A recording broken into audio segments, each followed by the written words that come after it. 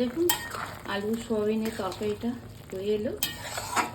এতে আদা জিরে ধনে কাঁচা লঙ্কা বাটা দিয়েছি, আর রসুন থেতো করে পেঁয়াজ কুচি ফোড়ন দিয়েছি, আর ওপর থেকে এবার টমেটো স্লাইস করে দিয়ে দিচ্ছি।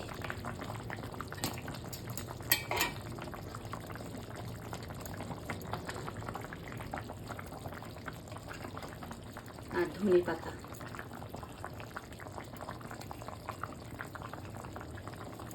এতে একটু ধনে পাতা বেশি দিলে খেতে ভালো লাগবে, মাখা মাখা হবে তো।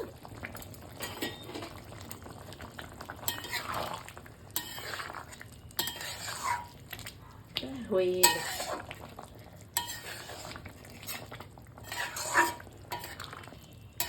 রংটা দেখেছেন চেঞ্জ হয়ে গেল, আর ধনে পাতার রসটাও ভেতরে যাবে।